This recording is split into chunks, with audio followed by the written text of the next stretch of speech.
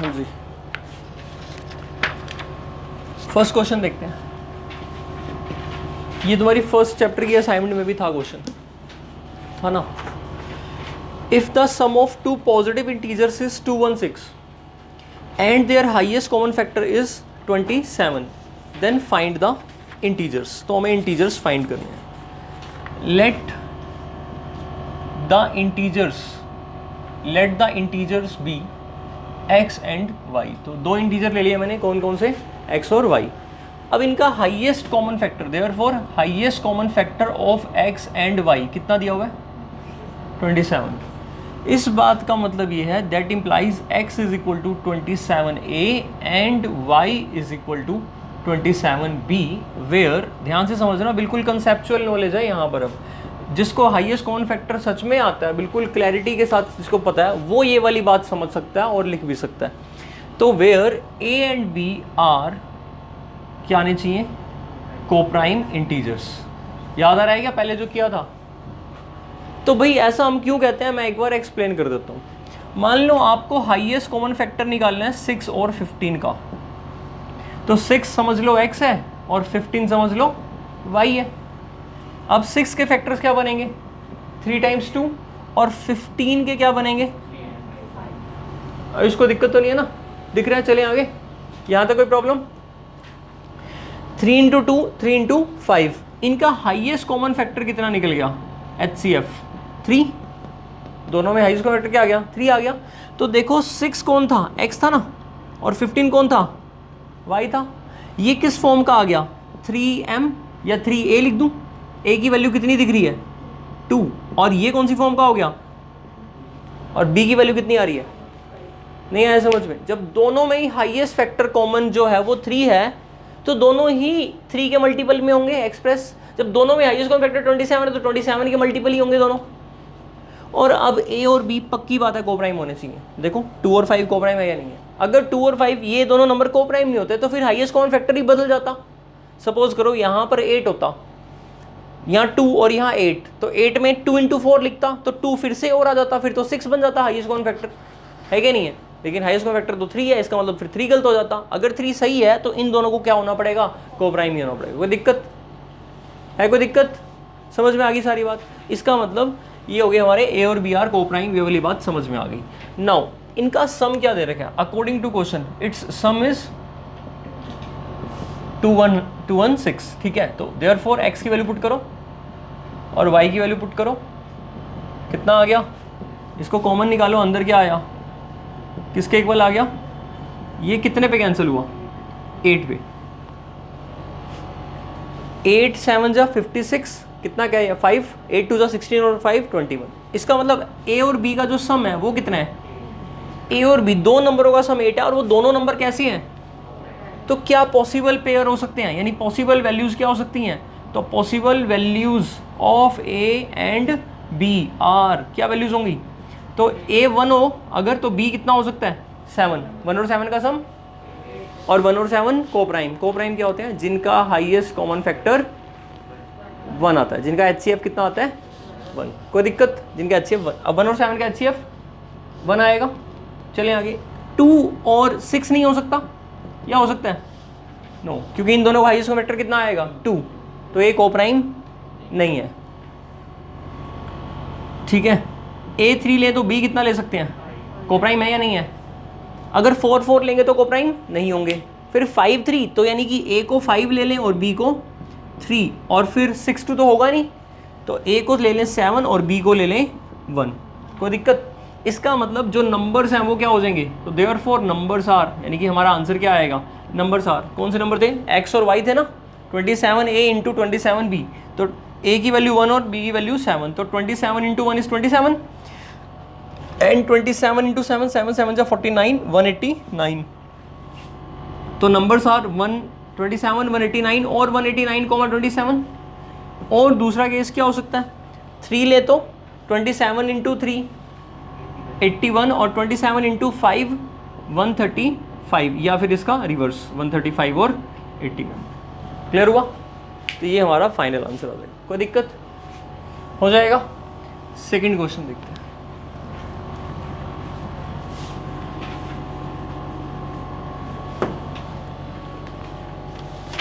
Find the greatest number that will divide this this and this so as to leave the same remainder in each case.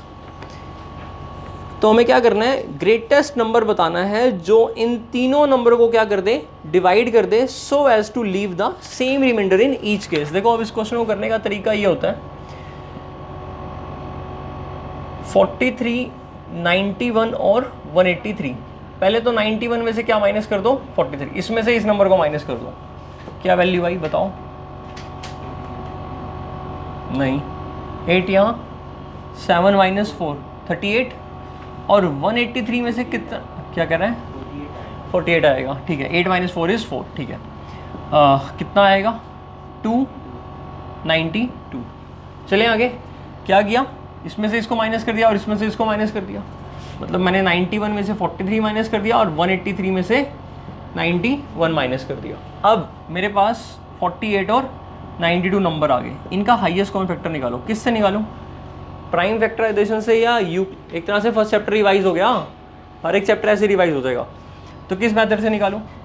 अगर तो मैं इसको करता हूँ Euclid division algorithm से, तो लिखेंगे by applying Euclid division algorithm on 48 and 92 repeatedly to get the HCF of 48 and 92। तो सबसे पहले हम 92 को 48 से डिवाइड, 42 वन साइड पे जाएगा ना, 2 पे कितना आएगा, 96 हो जाएगा,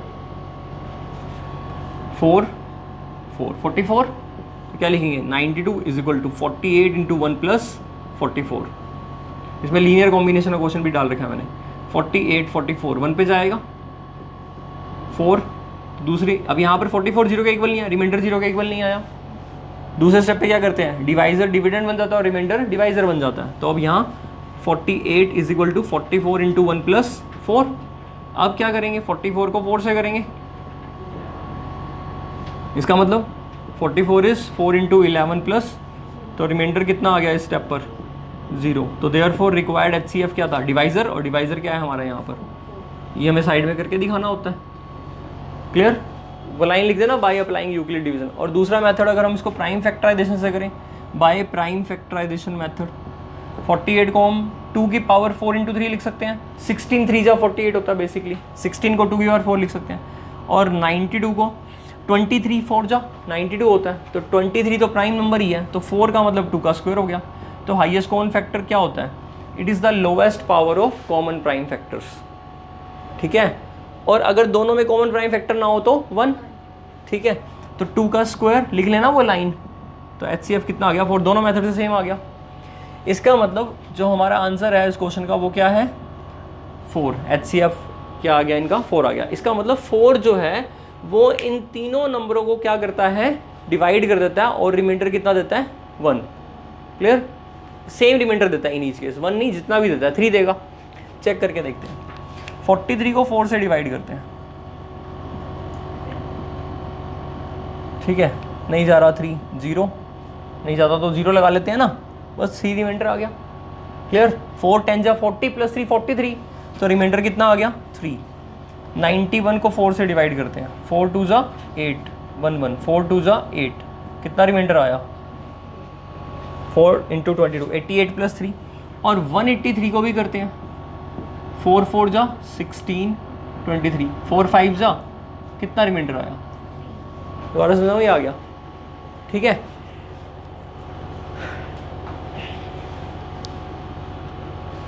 देखो मैंने ऐसा क्यों किया, ये वाली बात नहीं समझ में आ रही होगी कि मैंने ऐसा क्यों किया। देखो 43, 91 और 183, कोई नंबर मान लेते हैं, हाईएस्ट जो नंबर है वो क्या है, H। जैसे 4 आया ना हमारा यहाँ पर, तो मान लेते हैं वो नंबर क्या है, H से जब हम डिवाइड करेंगे 43 को, तो Q1 क्वोशेंट, इसको Q2 और इसका क्वोशेंट कितना मान लिया, Q3। पर रिमाइंडर तो क्या होना चाहिए हमारा, नहीं आई बात समझ में, रिमाइंडर तो तीनों में ही क्या होना चाहिए, सेम। अगर मैं इक्वेशन 1 2 3 लिख दूं और अब क्या करूं, 2 में से 1 को माइनस कर दूं, तो 91 - 43, H कॉमन नहीं आ जाएगा, ध्यान से देखो, और R से R तो कट ही गया, R से R कटा तो 0 हो गया, बचा क्या, HQ2 - HQ1, H कॉमन आया, क्या बचा, Q2 - Q1, कुछ इंटीजर ही तो होगा, इसका मतलब HQ लिख दूं कुछ नया नाम, और ये 43 माइनस, इसका मतलब जो हाईएस्ट कॉमन फैक्टर जो H हम ढूंढ रहे थे वो इनके डिफरेंस का भी होगा, सिमिलरली वो इन दोनों के डिफरेंस का भी होगा। नहीं आई बात समझ में, इसीलिए हमने इनके डिफरेंस करके इनका HCF निकाल लिया। अगर उन दोनों के डिफरेंसेस का, यानी कि एक तो ये आ गया, दूसरा थर्ड में से 2 माइनस करो तो भी क्या बनेगा 183 माइनस 91। इसको भी तो H डिवाइड करेगा, तो H इसको भी करेगा और H इसको भी करेगा, तो दोनों का हाईएस्ट कॉमन फैक्टर ढूंढ लिया, तो उस कंडीशन को सेटिस्फाई करेगा या नहीं करेगा। नहीं आई बात समझ में? ये कॉम्पिटिटिव लेवल का क्वेश्चन है, स्कूल लेवल का तो है ही नहीं वैसे, लेकिन अगर तुम्हें समझ में आ जाए बात तो बहुत बढ़िया है ये। नेक्स्ट देखें, आंसर्स दे रखे हैं इसके, ठीक है। फर्स्ट का भी टैली कर लिया हमने, सेकंड भी सही है, 4 है ना। 27 और 189, 189 27 एक ही बात है, 2 बार लिखो या नहीं लिखो, ठीक है ना। करें आगे, थर्ड क्वेश्चन का तो प्रूव ही करना है। थर्ड क्वेश्चन देखो, RD शर्मा का क्वेश्चन है, थोड़ा डिफिकल्ट क्वेश्चन है, करवाया था लास्ट टाइम। थर्ड क्वेश्चन छुड़वा दिया था, करवाया था, फोर्थ छुड़वा दिया था शायद से, फोर्थ क्वेश्चन मना कर दिया था ना लास्ट टाइम करने के लिए, पर थर्ड करवाया था। अभी किसको आता थर्ड क्वेश्चन? मुझे लगता नहीं किसी को आता होगा, से पहले करवा भी रखा होगा। देखो डिफिकल्ट होता है क्वेश्चन इस टाइप का, एक बार आप नहीं उसको कर पाते, कोई बात नहीं, चलो देखो अब लॉजिकली दोबारा ट्राई करते हैं समझने का।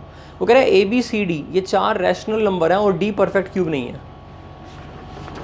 ABCD ये चारों रैशनल नंबर हैं, दे आर रैशनल नंबर्स, और D परफेक्ट क्यूब नहीं है। D is not a perfect cube. मतलब D परफेक्ट क्यूब नहीं है, इस बात का क्या समझते हो? मतलब इसका मतलब D 26 हो सकता है, D 25 हो सकता है, 24 हो सकता है, पर D 8 नहीं हो सकता, क्योंकि 8 किसका क्यूब है? 2 का। क्या ये नंबर किसी के क्यूब है? किसी के भी क्यूब नहीं है, किसी इंटीजर वैल्यू के क्यूब नहीं है। किसी ना किसी के तो क्यूब होंगे ही, लेकिन किसी इंटीग्रल वैल्यू के क्यूब नहीं है। समझ में आई बात? मतलब D की वैल्यू, जैसे परफेक्ट स्क्वायर नंबर्स क्या होते हैं, 1 4 9 16 25 100 36 64 81 इस टाइप से होते हैं। ऐसे ही परफेक्ट क्यूब नंबर क्या होता है? किसी भी नंबर के क्यूब, जिसमें क्या आता है 1 8 27 64 125 216 512 729 इस टाइप से, तो उनमें कोई नहीं है। इसका मतलब अगर मैं D की पावर 1/3 निकालूंगा तो वो इर्रेशनल होगी। बात समझ रहे हो? D की पावर 1/3 निकालूंगा तो क्या आएगी? इर्रेशनल। मैंने कहा कोई नंबर परफेक्ट स्क्वायर है, उसकी पावर 1/2 निकालोगे तो क्या मिलेगा? रैशनल नंबर मिलेगा। 9th क्लास में क्वेश्चन था, याद करो, are all the square root of natural number is irrational और रैशनल। तो मे और मे नॉट भी आता था ना, अगर वो परफेक्ट नंबर है तो रैशनल होगा, और अगर परफेक्ट नंबर नहीं है तो फिर इर्रेशनल होगा, हाँ या नहीं? 8 लोगे तो इर्रेशनल आएगा, लेकिन 9 लोगे तो रैशनल आएगा। अब बात स्क्वायर की जगह क्यूब पर हो रही है। जब वो परफेक्ट क्यूब नहीं है तो उसका 1/3 पावर करेंगे तो क्या आएगा? हमेशा इर्रेशनल। दोबारा समझाऊं, ये आ गया? चलिए आगे। और 2/3 पावर करूंगा तो भी क्या आएगा? इर्रेशनल। अगर परफेक्ट क्यूब होता तभी तो उसको किसी नंबर के क्यूब में एक्सप्रेस करते, तो 3 से 3 काट देते, बट अभी तो नहीं कटेगा। कुछ जा रहा है दिमाग में? चलो, D is not a perfect cube. आगे देखते हैं। और वो कहता है कि A प्लस B, D की पावर कितनी है? 1/3 प्लस C D की पावर 2/3। समझ रहे हो? जो 3 लिखा है वो उसकी सर्ड्स है, रेडिकल साइन। ये साइन स्क्वायर रूट का होता है। यहाँ पर 4 लिखा है, इसका मतलब समझ आएगा, इसको ऐसे बोला जाता है 4th रूट ऑफ x। क्या बोलते हैं? 4th रूट ऑफ, और दुनिया वाले इसको x की पावर 1/4 से भी दिखाते हैं। समझ में आई बात? इसके अंदर और इसके अंदर क्या फ़र्क है? कुछ भी नहीं, ड्रेस बदल दी उसकी, बंदा तो वही है, इंसान तो वही है, ठीक है। यानी लिखने के रिप्रेजेंटेशन है 2 तरह से। जैसे 1/2 और 0.5 लिखते हो आप, तो क्या ही फ़र्क पड़ता है? कुछ भी नहीं। ये डेसिमल है और ये p/q फॉर्म है, दोनों ही रैशनल नंबर हैं। अब जो लिखा हुआ था मैंने, वो 3 कर दिया, उसको पलट दिया, 1/3 पावर 2/3, किसके इक्वल दिया ये सारा? अब वो प्रूव करने के लिए कहता है, तो कहता है कि अगर ये सिचुएशन 0 दे रखी है तो प्रूव कर दो कि ABC 0 ही होंगे। तो हमें 2 प्रूव करना है कि ABC बराबर है, सारे ही 0 है। देखो A की इक्वेशन दे रखी है हमें, इक्वेशन दे रखी है A की, है ना। कौन सी इक्वेशन है ये? इर्रेशनल इक्वेशन कहते हैं इसको। कौन सी इक्वेशन कहते हैं? इर्रेशनल। क्लियर होगी बात? क्योंकि इसमें परफेक्ट क्यूब नहीं बन रहा ना। वैसे मैं कहता हूँ आप ऐसे ही सोच लो। एक बात बताओ मेरे को, ये D कैसा था? परफेक्ट क्यूब नहीं था। इसका मतलब D की पावर 2/3 कैसी होगी? पक्का इर्रेशनल। और C क्या था? रैशनल। इर्रेशनल को रैशनल से करते हैं तो क्या होता है? इर्रेशनल। इसका मतलब ये वाला पार्ट तो क्या आएगा? इर्रेशनल। और ये वाला पार्ट भी क्या आएगा, और ये कौन है, ऐसा करा ना, a plus 2√3 is 5 plus b√3, find a and b, तो आप कहते हो a 5 है और b 2 है, हाँ या नहीं? On comparing a is 5 and b is 2, हाँ या नहीं?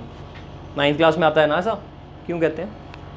अगर मान लो a plus b is equal to 8 दिया मान लो, अब 8 को आप 3 प्लस 5 लिखो तो आप ऐसा बोलोगे कि a 3 है और b 5 है, लेकिन अगर कोई इसको बोल दे 2 प्लस 6 तो उसको फिर बोलोगे कि a 2 है और b 6 है, और अगर 1 और 7 बोल दे तो a 1 है और b 7 है।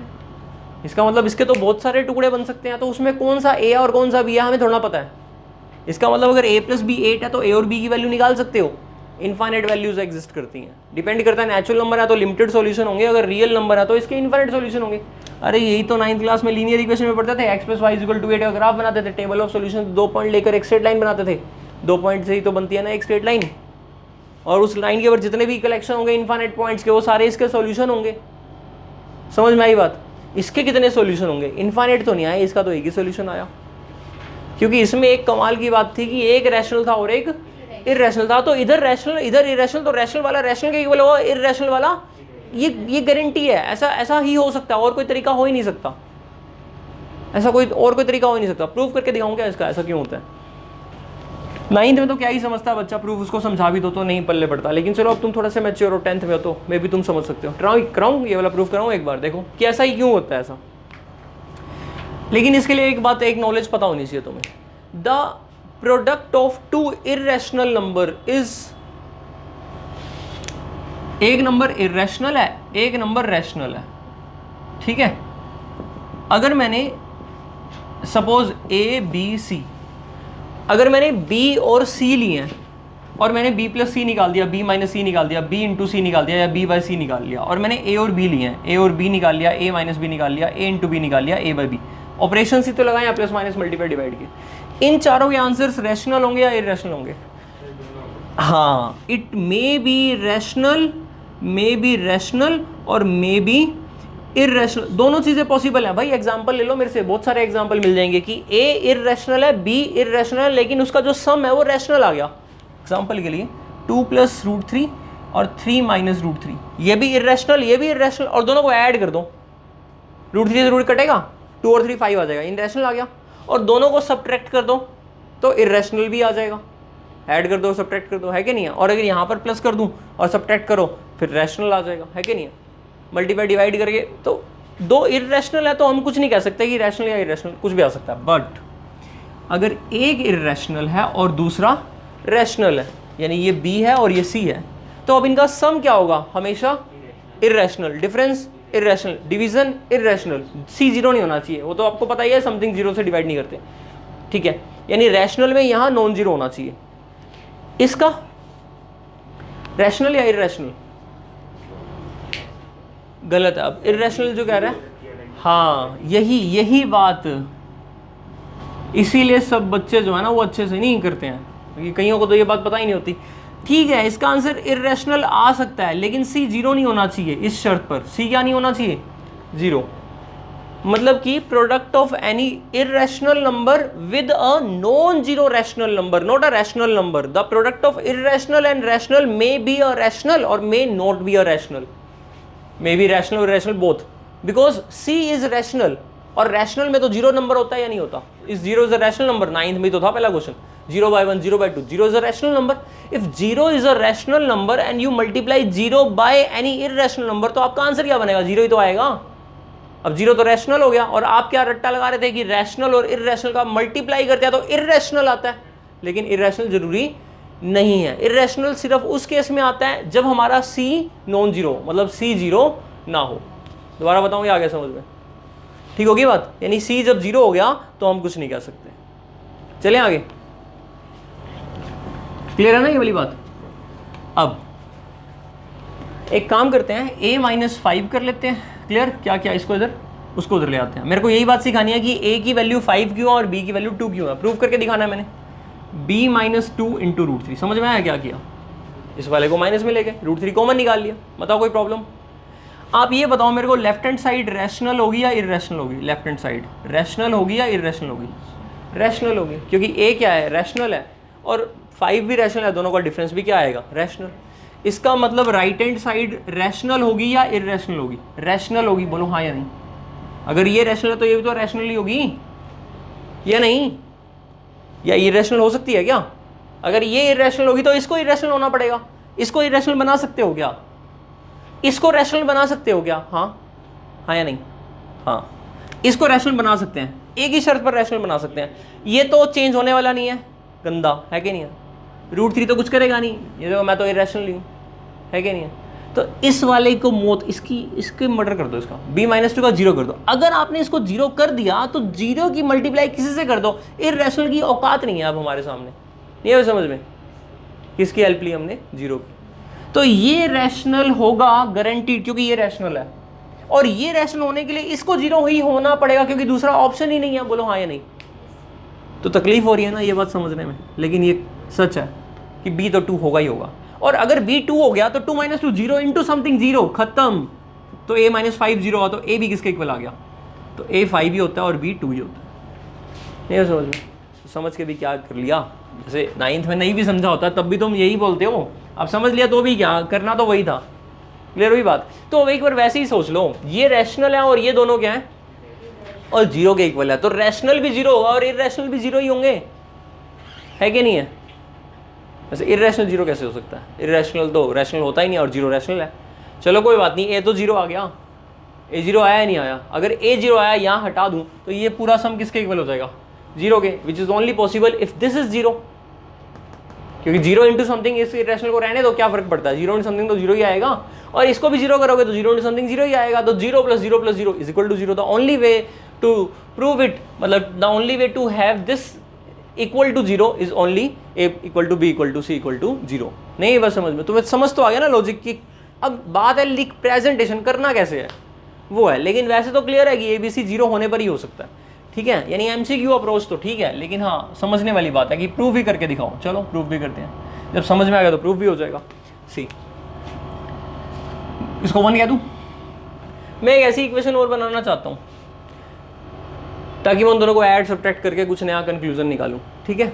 अब दूसरी इक्वेशन बनाने के लिए इस इक्वेशन को मल्टीप्लाई कर देता हूँ, b की पावर, ये d है ना, तो d की पावर कितने से मल्टीप्लाई कर देता हूँ, 1/3 से। क्लियर? 1/3 से कर लो या 2/3 से, दोनों से हो जाएगा क्वेश्चन। मैं 1/3 से कर लेता हूँ। 1/3 करने से क्या हुआ बताओ भाई, क्या ये समझ में आ गया? यहाँ d बना नहीं आया? देख, d की पावर 1/3 से मल्टीप्लाई किया तो a इंटू डी की पावर 1/3 आ गया। जब यहाँ d की पावर 1/3 से मल्टीप्लाई किया तो d की पावर 1/3 पहले ही थी, एक और मल्टीप्लाई किया तो 1/3 + 1/3 2/3 हुआ। आ गया समझ में? बेस सेम पावर ऐड होगी। d की पावर 2/3, d की पावर 1/3 से मल्टीप्लाई किया, बेस सेम पावर ऐड होगी, 2/3 + 1/3 3/3 कितना होता है 1। अब समझ में आया ये कैसे आया? इज इक्वल टू 0 क्यों लिखूंगा? क्योंकि 0 इंटू डी की पावर 1/3 इज 0। तो दिस इज इक्वेशन नंबर 2। कोई प्रॉब्लम? यहाँ से एक काम करता हूँ, ये ए है और ये सी डी है, ठीक है। देखो, क्या मैं किसी को एलिमिनेट कर सकता हूँ? इस वाले को एलिमिनेट कर दूँ, डी की पावर 2/3 वाले को। 2/3 वाले को एलिमिनेट करने के लिए यहाँ पर कौन है मल्टीप्लाइड में? सी, और यहाँ पर कौन है? बी। तो इसको कितने से मल्टीप्लाई कर दूँ? बी से। इसको कितने से कर दूँ? नहीं समझे? अगर मैं इसको बी से कर दूँ तो क्या बनेगा? A b plus b² d की पावर 1/3 प्लस BC डी की पावर इज इक्वल टू में 0 इंटू समथिंग इज 0। इसको सी से कर दूँ तो क्या बनेगा? यहाँ लिख लूँ उसके नीचे AC डी की पावर, नहीं आ रहा क्या समझ में? चले अभी तो चल रहा है ना, क्लियर हो गया? प्लस इसको कितने से कर रहा हूँ मैं? सी से, BC डी की पावर 2/3, और ये वाला आगे लिख दूँ c² डी, रैशनल के नीचे रैशनल आ गया, is equal to 0 into something 0। Subtract कर दूँ, अगर सब्ट्रैक्ट करूँगा तो ये 2/3 पावर कैंसिल होगी, बड़ी पावर काट दी 2/3, अब 1/3 रह गया। AB माइनस का c² d plus B² d की पावर 1/3 माइनस AC डी की power is equal to 0 - 0 is 0। कोई प्रॉब्लम? सिंपली इसको माइनस करके लिख दिया, इसको माइनस करके लिख दिया। इन दोनों से कॉमन कितना निकल रहा है मेरे पास? डी की पावर, अंदर क्या बचा? B² माइनस AC, और यहाँ क्या आया? AB minus c² d is equal to क्या आ रहा है? क्या मैं 0 + 0 इंटू डी की पावर 1/3 लिख सकता हूँ, हाँ या नहीं? इस 0 को 0 plus 0 into something will be 0। अब ध्यान से देखना, क्या वही सिचुएशन नहीं आ गई जो अभी समझाई थी, a plus b root 3 is 5 plus 7 root 3, तो a की वैल्यू 5 होगी और b की वैल्यू, ये वही सिचुएशन नहीं आ गई। ये रैशनल है ना पूरा का पूरा, और ये रैशनल पार्ट है इनटू रूट है, जो ये है तो इररेशनल नंबर ही होगा ना कुछ, क्यूब रूट है ये। और इसी तरह से ये दोनों कंपेयर हो गए, इसका मतलब ये 0 होगा और ये भी क्या हो जाएगा 0। नहीं आया क्या समझ में? बताओ भाई, कोई डाउट किसी को? आ गया समझ में? ये नहीं आया? आधा हाँ आ रहा है, नहीं आया। ए बी माइनस का स्ट्रॉन्ग यस नहीं है। स्ट्रॉन्ग यस क्यों नहीं है? नहीं आया तो पूछ लो। क्या क्वेश्चन बन नहीं रहा क्या माइंड में पूछने के लिए? ऐसा कुछ है क्या? फिर स्ट्रॉन्ग यस भी नहीं है। ए बी माइनस, अब धक्के से मत बोलो, a b minus c square d किसके इक्वल आया 0 के, और b square minus a c किसके इक्वल आ गया 0 के। क्या करा हमने? ऑन कंपेयरिंग भाई, सीधी सी बात है, on comparing rational part is equal to rational, irrational part is equal to irrational. Okay, अब यहां से ए बी किसके इक्वल आ गया और यहां से बी स्क्वायर किसके इक्वल आ गया? हाँ भाई, कोई दिक्कत है तो पूछ लो। चले आगे। अब मैं एक काम करूं, यहां से स्क्वायरिंग कर दूं, अगर नहीं स्क्वायरिंग कर दूं, सी की वैल्यू निकाल लूं। क्या निकली सी की value? B square divide by, और यहां पर पुट कर दूं। ठीक है, किसी की भी वैल्यू निकाल कर दूसरी इक्वेशन में पुट करनी है और सिंप्लीफाई करते हैं। ठीक है, ये हटा दूं यहां से, तो ठीक है, बी सी की वैल्यू निकाल कर यहाँ पुट कर रहा हूँ, तो क्या वैल्यू बनेगी? A b is equal to c का स्क्वायर है तो बी स्क्वायर बाय ए की पावर 2 इंटू डी। कोई दिक्कत? चलिए आगे। क्या बना? ए बी यहाँ से बन गया बी 4 बाय में a square into d, a cube b is equal to b 4 d. कोई दिक्कत? सिर्फ क्रॉस मल्टीप्लाई किया, ए क्यूब इंटू बी और बी 4 इंटू डी। इसको ऐसे लिख दूँ, a cube b minus b 4 d is equal to 0। दोनों में से कॉमन कितना आया? b, अंदर क्या आया? a cube minus b cube into d is equal to 0। बोलो, दोबारा समझाऊँ क्या? इसके बाद मैंने ये वाली वैल्यू कहाँ पुट कर दी? c की वैल्यू जो बी स्क्वायर बाई थी यहाँ पर पुट कर दी। पुट करी तो ये आ गया, उसका स्क्वायर पहले ही था, a b equal to o square d, same लिख दिया। और इसके बाद मैंने इसको ओपन करा, बी 4 बाई ए स्क्वायर आएगा, दोनों के स्क्वायर होंगे, और इससे क्रॉस मल्टीप्लाई करा और उसको माइनस में लेकर आए और दोनों में से b कॉमन निकाल लिया। अब यहाँ से दो बातें हो सकती हैं, b 0 होगा या फिर a cube minus b cube d 0 होगा। दोबारा समझाऊँ, ये आ गया। थोड़ा सा ध्यान रख लेना, ये पावर जब यहाँ पर पुट करते हो तो उसका स्क्वायर होगा ना, स्क्वायर होगा तो ए बी की पावर्स ज़्यादा हो जाएंगी ना, जब ज़्यादा पावर्स होंगी तो कॉमन निकालने में आसानी रहेगी। उसी से इम्प्रूव कर पाते हैं कि वो 0 के इक्वल आता है। क्लियर? एक तरह से देखा जाए ये चीज़ होगी ना, बी को 0 दिखा, देखो एक चीज़ आ गई ना प्रूफ, लेकिन ये के साथ इसके साथ ये भी तो मिल रही है, तो ये भी तो 0 हो सकती है। क्या पता ये जरूरी 0 ना हो, जरूरी तो नहीं है, लेकिन मेरे को तो यही प्रूव करना है कि ये 0 है। इसका मतलब मैं इसको रिजेक्ट करूं तो फिर यही बची। इन दोनों का मल्टीप्लाई करके 0 बन रहा है, तो या तो ये 0 बनता होगा या ये 0 बनता होगा, लेकिन अगर ये 0 नहीं बनता होगा फिर तो यही 0 बनेगा। इसका मतलब मैं ये प्रूव कर दूं कि अगर ये 0 नहीं होता तो फिर तो सिर्फ b की वजह से ही 0 होगा, तो एक पार्ट प्रूव हो गया। और एक से आपने चढ़ जाते हो फिर तो नहीं समझ में, अरे बूंद बूंद से सागर भर जाता है, एक कर दिया तो दूसरा हो जाएगा फिर धीरे धीरे करके। अब यहाँ पर देखते हैं, ए क्यूब बी क्यूब नहीं आया समझ में, इसको उधर ले गया, उसको डिवाइड में ले आया, a बाई बी की पावर 3 कर दूं, समझे, a बाई बी की होल पावर, तो a बाई बी कितना निकल गया? a बाई बी डी की पावर 1/3। नहीं आई बात समझ में? Which is not possible, rejected. Why? क्या मैंने तुम्हें स्टार्टिंग में बात समझाई थी, d की पावर 1/3 इररेशनल होगी, और a कैसा है? रैशनल। b कैसा है? रैशनल। तो a बाई बी क्या होगा? Rational. a by b rational नहीं होगा क्या? तो rational is not equal to irrational, because rational is not equal to irrational. ये इररेशनल होगा और ये रैशनल। दोबारा बताऊँ क्या क्यों होंगे इररेशनल रैशनल? समझ में आ गया? अगर कॉन्सेंट्रेशन से समझोगे तो एक ही बार में कहानी समझ में आ जाएगी। अब b 0 आने से कहाँ पुट कर दो? b को आप पुट कर दो, कहीं भी पुट कर दो। देखो कहाँ पुट करते हो b को,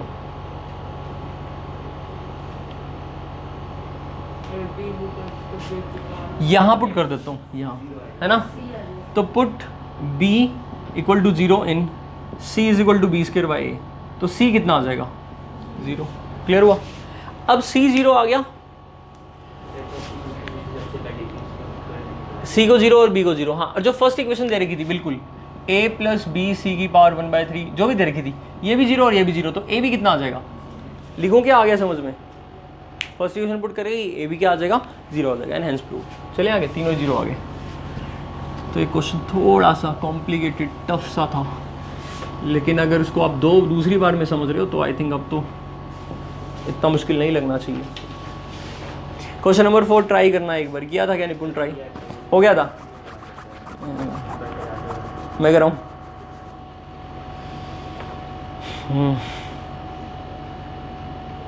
ये क्वेश्चन थोड़ा टफ है, और इस क्वेश्चन को करने के लिए ना मेरे को टाइम भी चाहिए, लाइक 10 से 15 मिनट चाहिए, ज़्यादा चाहिए बल्कि। अभी ऐसे करते हैं, पहले 5th कर लेते हैं, कराऊंगा ये, ठीक है, मैं करा दूंगा, डोंट वरी, इसको अभी लीव कर दो। 5th क्वेश्चन पे आ जाओ। 6 का क्यूब रूट, इसको क्या प्रूव करना है, बहुत ईजी है, क्यूब रूट आ गया। लेट x इक्वल टू 6 की पावर 1/3 है ना, दिस भी क्या मान लिया इसको, देयरफॉर ये जो 6 की पावर 1/3 है, इसको किस फॉर्म में लिख सकते हो, q 0 के इक्वल नहीं होगा, एंड वही सब कहानी p एंड q आर को प्राइम। यही सबसे इंपॉर्टेंट बात है कि p और q को प्राइम है, मतलब अगर कोई रैशनल नंबर है तो we can find out its simplest term, we can find out its lowest term by cancelling out the common factor from numerator as well as denominator. तो p और q में अगर कोई कॉमन फैक्टर था तो हमने मान लिया कि वो कॉमन फैक्टर कैंसिल कर दिया होगा, अगर कैंसिल कर दिया होगा तो दोनों का HCF 1 आ जाएगा, मतलब दोनों क्या हो जाएंगे, को प्राइम हो जाएंगे। चलिए आगे, अब यहाँ से हमने 6 की पावर 1/3 क्यूबिंग कर दी, CBS क्यूबिंग बोथ साइड्स, तो p की पावर 3 q की पावर 3 और 6 की पावर 1/3 पे 3 कर दिया तो 6 ही आ गया p क्यूब, और क्रॉस मल्टीप्लाई करा तो q क्यूब। चले आगे, इस बात से समझ में आ रहा है कि 2 × 3q cube is equal to p cube लिख सकता हूँ, इसका मतलब 2 × m is equal to p cube लिख सकता हूँ, ये 3q क्यूब का नाम m रख लिया, इंटीजर ही तो है। इस बात से समझ में आ रहा है कि 2p क्यूब को डिवाइड कर रहा है, हाँ या नहीं, ये डिवाइड्स का साइन होता है ना, it means 2 divides p cube. अब 2 कैसा नंबर है, प्राइम, और p क्यूब को डिवाइड कर रहा है, p कोई भी नंबर है, जो वो थ्योरम स्क्वायर में होती है वही क्यूब में भी होती है, इसका मतलब 2 किसको भी डिवाइड करेगा, p को भी, बिकॉज 2 इज प्राइम, वही थ्योरम मेंशन कर देना। इसका मतलब p किसका मल्टीपल होगा, 2 का, तो 2 का मल्टीपल में 2a लिख दिया। अब 2a को, मतलब p की वैल्यू 2 है, यहाँ पर पुट कर देता हूँ इस इक्वेशन में, तो 6q cube is equal to में 8p क्यूब आ गया समझ में, 8a क्यूब आ गया समझ में। भाई यहाँ पर p की जगह आपने 2a डाला, तो 2a का होल क्यूब करोगे तो 2 का क्यूब 8 हो जाएगा और a का a क्यूब हो जाएगा, कोई दिक्कत। इसको 2 पर कैंसिल आउट करने के बाद क्या बचा, 3q cube is equal to 4a cube, हाँ या नहीं, 4a क्यूब। क्लियर, एक सिंपल सी बात है, कुछ भी कहने की जरूरत नहीं है। आप ये बात सोचो कि ये 4a क्यूब है तो 2 × 2a क्यूब हो गया, हाँ या नहीं, राइट हैंड साइड इवन होगी या नहीं होगी, राइट हैंड साइड इवन होगी या नहीं होगी, होगी भाई, क्योंकि 2 का मल्टीपल है, तो लेफ्ट साइड भी क्या होगी, अगर इक्वल है तो इवन होगी, इवन है तो 3 तो इवन बनने नहीं देगा, 3 तो ओड है कि नहीं, 3 ओड है, तुम ओड को ओड से मल्टीप्लाई करोगे तो इवन आ जाएगा क्या, ओड नंबर को ओड नंबर से मल्टीप्लाई नहीं आएगा इवन, कब आएगा इवन, जब इवन से ही मल्टीप्लाई करोगे। इसका मतलब क्यू क्यूब को क्या होना पड़ेगा, इवन, और अगर क्यू क्यूब इवन होगा तो क्यू को कम से कम भी 2 का मल्टीपल होना ही पड़ेगा, तभी तो इवन बनेगा। नहीं है बात समझ में, चले आगे। क्यू इंटीजर है, ये मत कह देना क्यू क्यूब इवन है तो भाई 4 भी ले लो, अच्छा तो फिर क्यू क्या हो जाएगा, क्यू इंटीजर था, कहीं सोचो क्यू क्यूब इवन था तो 4 भी ले लेंगे, तो क्यू तो 4 की बार 1/3, 4/3 1/3 इरेशनल हो जाएगा, ये थोड़ा होएगा, इवन होगा तो परफेक्ट क्यूब डेफिनेटली होगा, क्योंकि क्यू खुद ही एक इंटीजर है, तो क्यू क्यूब इवन होगा तो परफेक्ट क्यूब होगा। इसका मतलब क्यू की वैल्यू 2m में होगी कम से कम, m की वैल्यू कुछ भी होगी। क्लियर हुआ या नहीं हुआ, तो क्यू 2m आ गया, बस कॉन्ट्रडिक्शन लिख लो, क्या करके दिखाऊं, दस p एंड q, m की जगह a भी लिखा था, b लिख लेना, thus p and q both have common factor of 2, but we assume or we have supposed that they are co-prime, so our supposition was wrong and hence हाँ so लिखवा रखा है।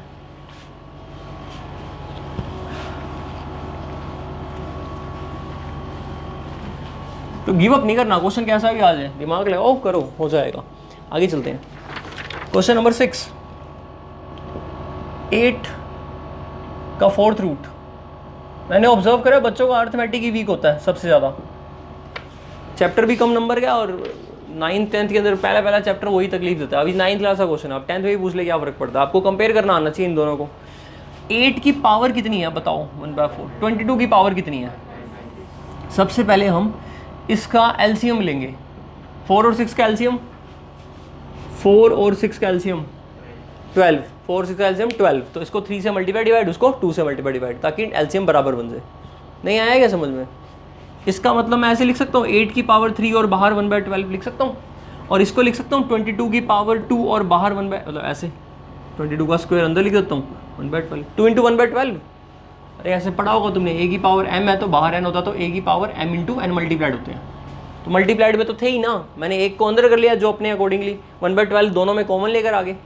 अब अगर जैसे मान लो 5 है और 4 है, यहाँ 3 है यहाँ 3 है, तो डेफिनेटली यही बड़ा होगा। कैसे पता लगा? क्योंकि दोनों की पावर सेम थी, तो जो नंबर बड़ा होगा उसकी पावर भी बड़ी होगी, हाँ या नहीं? दोनों की पावर 1/12 है, तो जो बड़ा होगा उसी की तरफ इनइक्वालिटी आ जाएगी। 8 का क्यूब कितना होता है 512, और 22 का स्क्वायर कितना होता है 484। इसका मतलब कौन सा बड़ा होगा? तो ये वाला बड़ा हो जाएगा। This is the answer. नहीं आया क्या समझ में? ठीक है, चलें आगे। कुछ डिफरेंट टाइप के क्वेश्चन है ये, बट दिमाग खोलने के लिए है कि हाँ भाई अच्छा करना है। 7th, prove that √3 + √5 is an irrational number.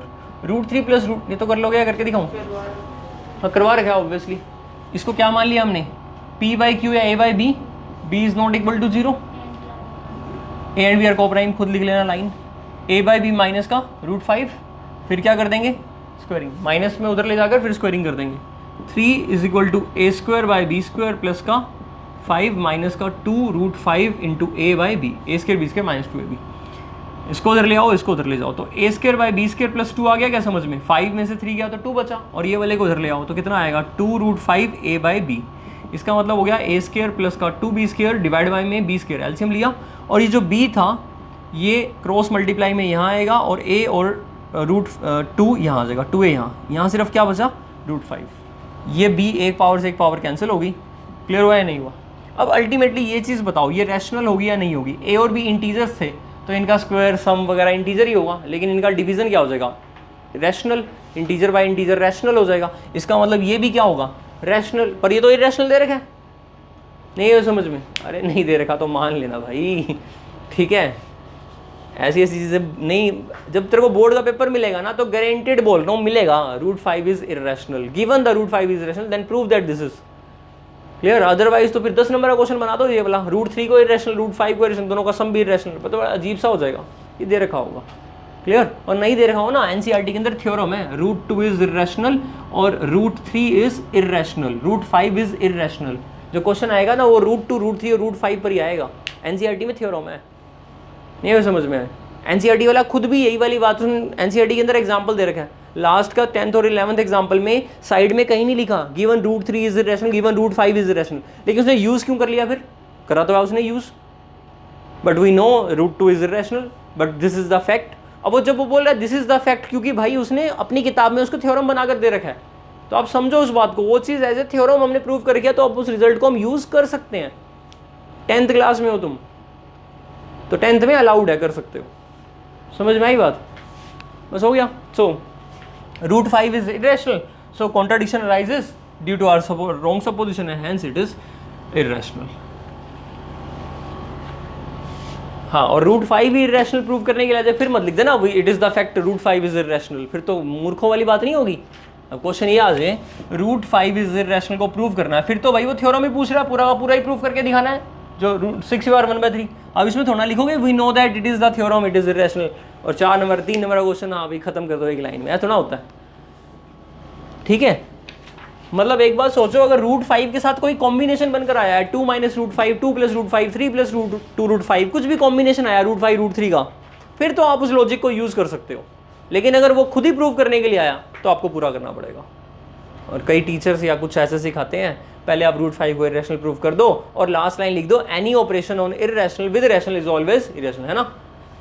गलत है ये चीज़, पर चलो ठीक है, नंबर तो मिल ही जाएंगे, लेकिन फिर टाइम भी तुम्हारा ही होगा वेस्ट, इतना बड़ा बड़ा लिखना पड़ेगा, तो कर लेना भाई, मेरे को कोई दिक्कत नहीं अगर वैसे भी करना हो तो।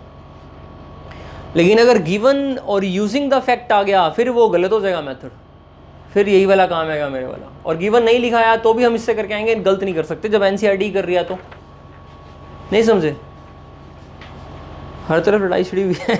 चलो खैर, एट्थ नहीं, ये कुछ ना चेंज करते नहीं किताबें, एनसीईआरटी वाला वही चलाता रहता है।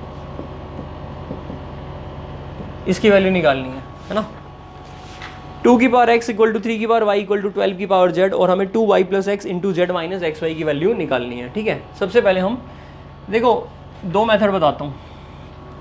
अब एक काम करो, 2 की पावर x को 12 की पावर z के इक्वल और 3 की पावर y को 12 की पावर z के इक्वल कर दो। कोई दिक्कत? ये इसके इक्वल और ये भी इसके इक्वल, दोनों इक्वल है तो आप बराबर कर सकते हो ऐसा, कोई दिक्कत यहाँ तक? अब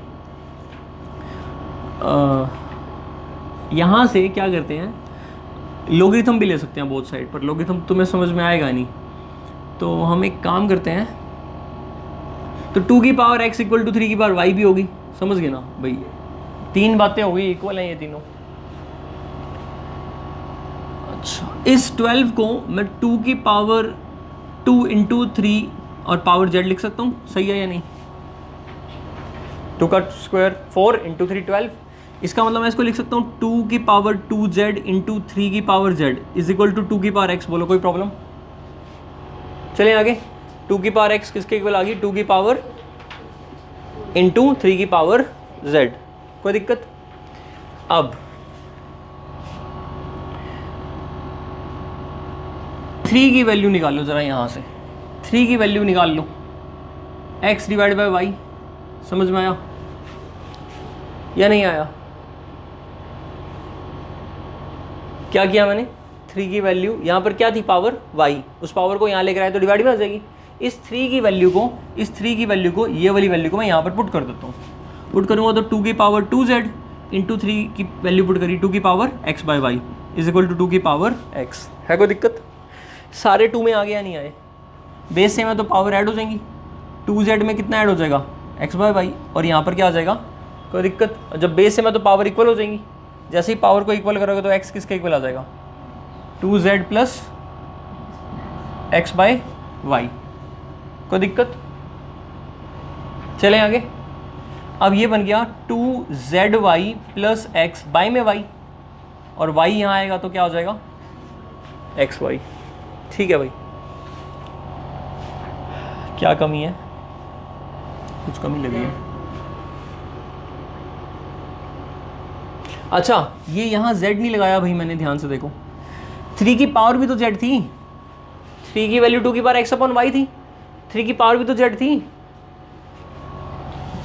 3 की पावर z थी ना, और 3 की वैल्यू कितनी थी? 2 की पावर, जब आप 3 की वैल्यू पुट कर रहे हो 2 की पावर x बाय वाई, तो उसकी बाहर पावर, इसको गिरा थोड़ा दोगे, इफेक्ट दोगे इसको, साथ में ही चल रहे हैं। समझ आ गया था ना? गलत आया था समझ में, कंसंट्रेशन ही नहीं थी, ध्यान ही नहीं था। 2 की power x z by y नहीं आया क्या समझ में? तो यहाँ पर क्या आएगा? एक्स जेड बाई वाई, ठीक है, x z by y, x z by y, LCM लिया, बाकी तो ठीक ही है ना? क्या आएगा? क्या आएगा?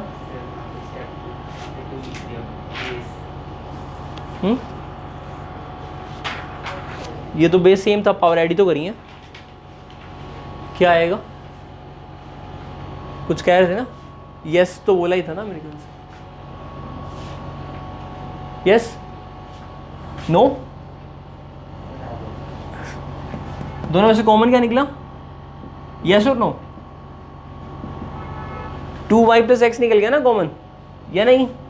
नो, यस यस यस निकल गया। चलो अभी ये इसको ऐसे लिख दूँ आगे, 2y plus x into Z और माइनस एक्स वाई, ठीक है, इज इक्वल टू 0।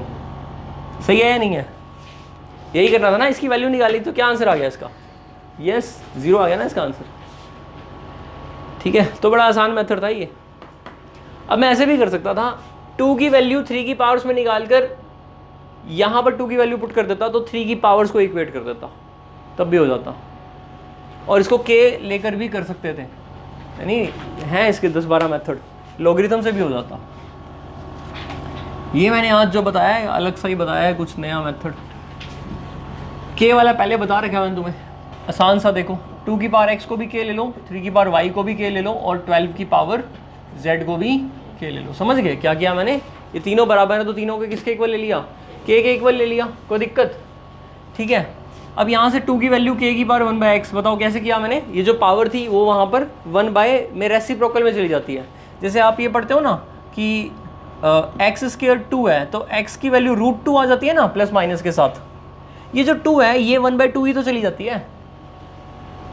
समझ में आई बात?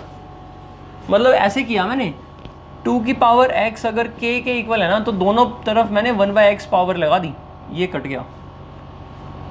इसलिए वहाँ पर 2 की पावर हटाने के लिए वो पावर उल्टी हो जाती है, पलट जाती है। 3 की वैल्यू पावर, समझ में आ गई बात? ठीक है। अब क्या करते हैं, देखो 12, 2 और 3 में क्या रिलेशन है? ऐसे कुछ है, 2 2 जा 4 3 जा 12। जो बड़ा नंबर है उसको छोटे नंबर के प्राइम फैक्टर में एक्सप्रेस कर दो। अब 2 की वैल्यू पुट करो k की पावर 1/x इंटू k की पावर 1/x इंटू k की पावर 1/y। नहीं आया क्या समझ में?